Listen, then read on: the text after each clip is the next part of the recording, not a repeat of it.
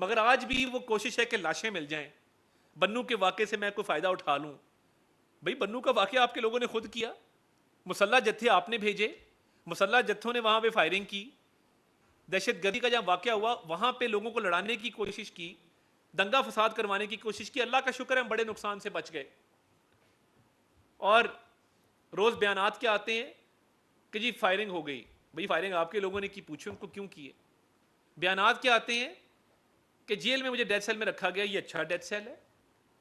اور یہ ان کے اکسائے ہوئے لوگ ہیں. دیکھیں ایک واقعہ ہوا ہے فرینکفرٹ جرمنی میں جہاں پہ پاکستانی قونصلیٹ کے اوپر حملہ کیا گیا.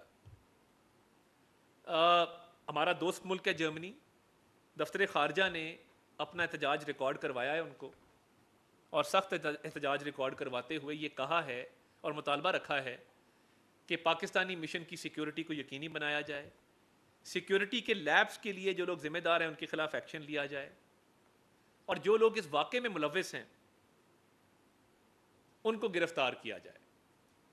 میں چیئرمین نادرا کو ہم نے ریکویسٹ کی ہے کہ وہ اس واقعے کا نوٹس لیتے ہوئے اس ویڈیو کو ایسرٹین کریں کہ اس میں کوئی پاکستانی شہری تھے یا نہیں تھے، یا یہ صرف ایک ملک کے باشندے تھے جنہوں نے پاکستانی پرچم کی بے حرمتی کرنے کی کوشش کی، جو کہ ناقابل قبول ہے. اٹ از ان ایکسیپٹیبل، کسی صورت بھی یہ قابل قبول نہیں ہے.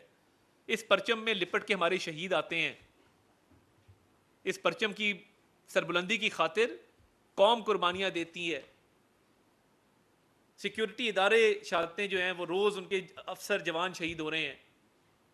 اور پاکستان ایک ملک ہے جس میں آفیسر ٹو جوان ریشیو اگر آپ دیکھیں ہمارے افسر سب سے زیادہ شہید ہوتے ہیں.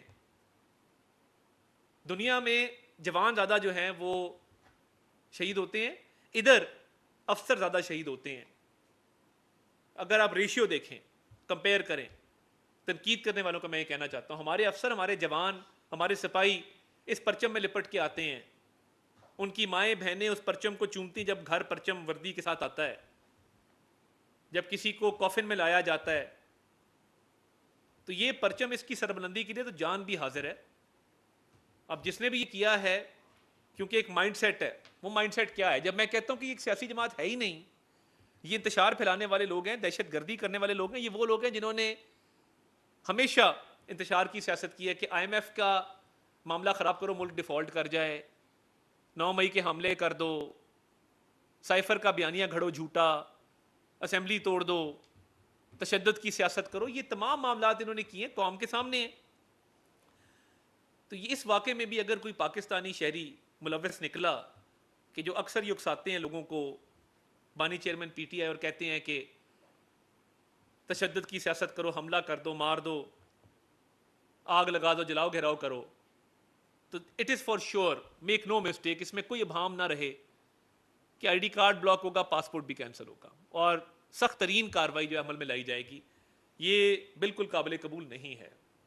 اس ملک کے ساتھ ہم نے احتجاج کیا، وہ اپنی کارروائی کریں گے جو وہ کر رہے ہیں، اور وہ دوست ملک ہے جس میں یہ واقعہ پیش آیا، ان کا احترام اپنی جگہ پہ ہے، اور انہوں نے یقین دلایا کہ وہ اس پہ کارروائی کریں گے.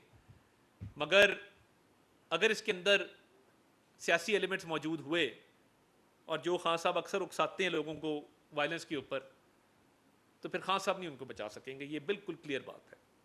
اور میں یہ سمجھتا ہوں کہ اس ملک کی سالمیت کے لیے، اس ملک کی بقا کے لیے، اس ملک کی ترقی کے لیے ہم جو کام کر رہے ہیں، ہم اکنامک سٹیبلٹی لے کے آ رہے ہیں، ایف بی آر کی ریفارمز کر رہے ہیں. وزیر اعظم نے آج بھی ایک ہسپتال کا سنگ بنیاد رکھا، اسٹیٹ آف دی آرٹ.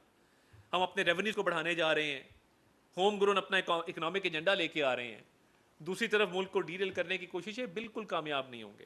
یہ جو مرضی ریلیف لے کے آ جائیں، بن مانگے والا ریلیف بھی لے آئیں جس کا کوئی جواز نہیں ہے، تب بھی میں سمجھتا ہوں کہ یہ اپنے آپ کو بے گناہ کبھی ثابت نہیں کر سکتے جو ان کی جرائم کی فہرست ہے.